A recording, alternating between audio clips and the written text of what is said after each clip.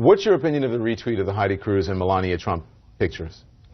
Well, I don't think we should start there. We should start with the fact that a super PAC that supports No. Cruz I want to started know. to attack I want to know Donald what your Trump's opinion wife. is. I'm not going to let you do that. And Don, let me just say, I'm going to answer that. Omarosa, stop.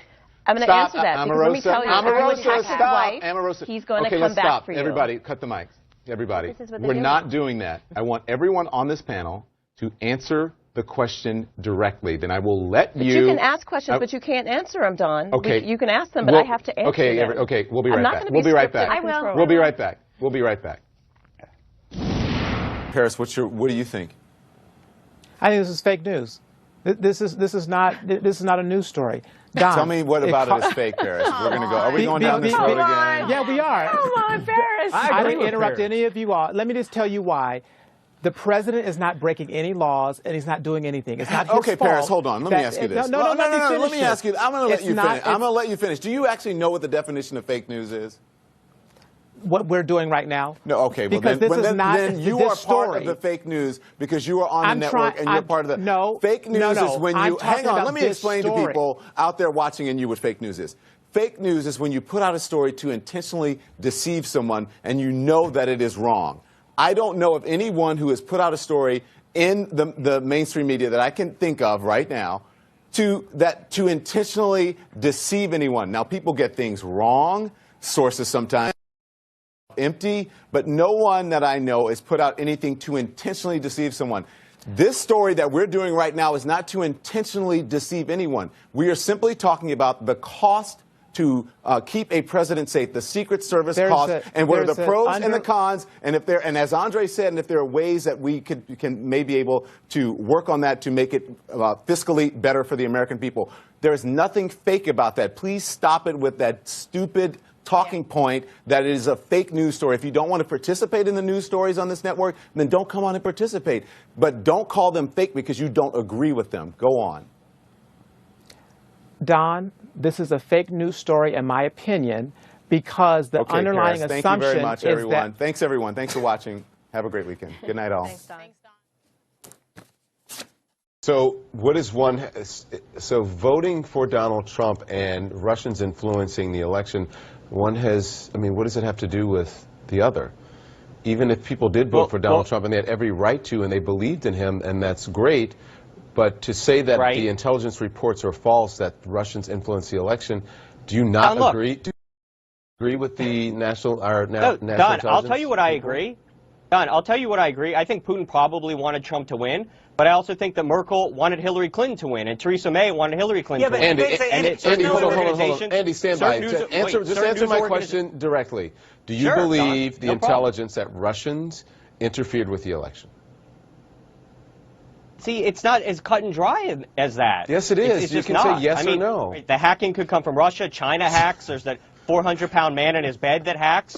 And the media wasn't freaking out when, the Chinese were doing it, and then when Chelsea Manning was doing it, Andy, you're conflating a lot of things. How did we get to Chelsea Manning? You're conflating a lot of things that have nothing to do with nothing. Ed Rollins is a top strategist for Great America PAC, which is a pro-Trump super PAC, all right? And he said this to the Washington Post about Trump's fundraising. He said Trump is, quote, he says, now looking into the abyss.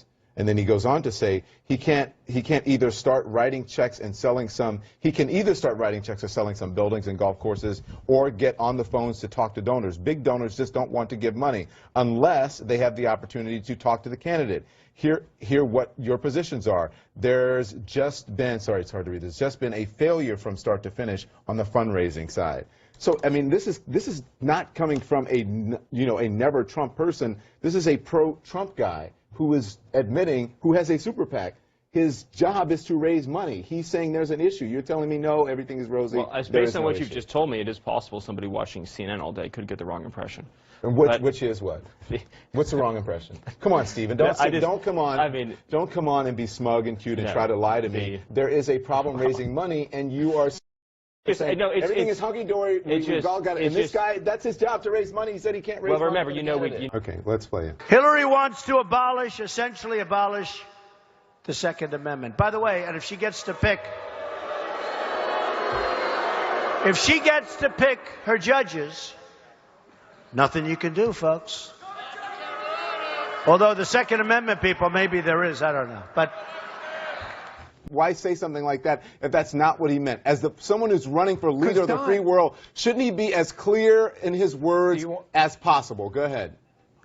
Don, do you want me to? I'll answer that question. Listen, we can disagree about how imprudent he worded that, but to suggest that he was calling to violence means to me that you came into this with the idea that Donald Trump was calling to violence. Let me make the case afterwards. You didn't come into this with a clear and open mind. Listen, I endorsed Cruz in the primary campaign. I'm not a Trump surrogate. I'm supporting him now. Dan, what you're saying right now makes no sense. I'm sitting at home. I'm watching Donald Trump. I have 2 ears. Right. I have 2 ears and I have 2 eyes, and I can see the reaction of the people behind me. And we're not stupid. Every single person you have on this panel, who are very smart people, David Gergen, who's respected. Hang on, will you let me finish, Dan? David Gergen, who's respected by people on both sides, by Republicans and by Democrats, who've worked for Republicans and Democrats, who has worked for a president who's had an assassination attempt, who's lived through presidents who's been assassinated, knew exactly what Donald Trump is saying, and we're supposed to be stupid enough not to understand that and to believe the spin